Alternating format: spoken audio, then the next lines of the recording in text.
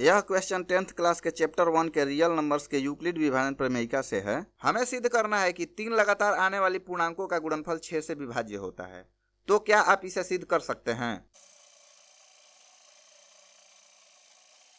यहाँ 3 गुना 4 गुना 5 60 होता है, 10 गुना 11 गुना 12 1320 होता है और 25 गुना 26 गुना 27 17550 होता है। ये तीनों ही संख्याएं 6 से डिवाइड होती है। आप इसे खुद से भी चेक कर सकते हैं। चलिए इसे प्रूव करते हैं। माना कि n n+1 और n+2 3 लगातार आने वाली संख्याएं हैं। चूंकि इन तीनों संख्याओं का गुणनफल 6 से विभाजित हो रहा है, यानी हमारे पास प्रूव करने के लिए 6 केसेज होंगे। क्वेश्चन में हमें तीनों संख्याओं का प्रोडक्ट लेना है, यानी हमारे पास n × n+1 × n+2 होगा। हम इसे दूसरे रूपों में भी लिख सकते हैं। चलिए पहले केस को प्रूव करते हैं। पहले केस में हमने n बराबर 6 क्यों लिया है? हमें तीनों संख्याओं का गुणनफल n × n+1 × n+2 दिया गया है। चलिए n की जगह पर 6q को रखते हैं। यहाँ आप देख सकते हैं कि 6 इस पूरे नंबर का एक फैक्टर है, यानी 6 n × n+1 × n+2 को भाग दे रहा है। चलिए दूसरे केस को देखते हैं। अब की बार 6q में 1 जोड़ेंगे, क्योंकि हमें यहाँ n बराबर 6q + 1 दिया गया है। इस टर्म में से 2 को कॉमन ले सकते हैं और इस टर्म में से 3 को कॉमन ले सकते हैं। अब 2 गुना 3 6 होता है, यानी 6 इस पूरे नंबर को भाग दे रहा है। तीसरे केस में 6q + 2 है।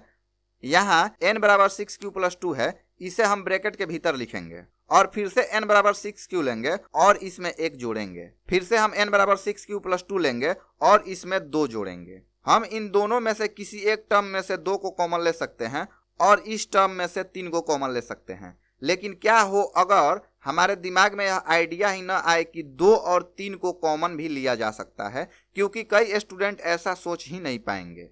तो चिंता की कोई बात नहीं है, हम दूसरा तरीका अपनाएंगे। हम ब्रैकेट के भीतर के सभी नंबर्स को मल्टीप्लाई करेंगे। शुरू के दोनों टर्म्स को गुना करने पर 36q² + 18q + 12q + 6 मिलेगा। हम फिर से 6q + 4 लिखेंगे और इन्हें ब्रैकेट के भीतर लिखेंगे, क्योंकि ये सब गुना के रूप में है। 18q + 12q 30q हो जाएगा। अब 6q से इन तीनों टर्म्स में गुना करेंगे और साथ ही 4 से भी गुना करेंगे, तो हमें इतने सारे नंबर्स मिलेंगे और हम इन सबको अरेंज करेंगे।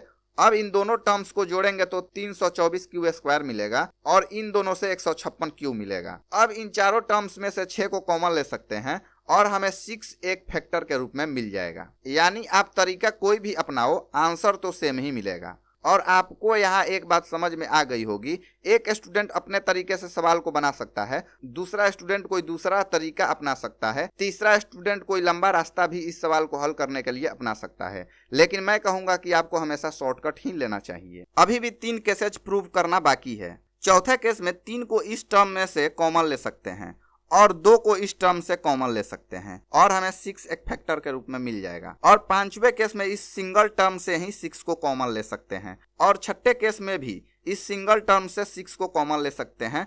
और हमने इस तरह 6 के 6 केसेज में अपने क्वेश्चन को प्रूव कर दिया।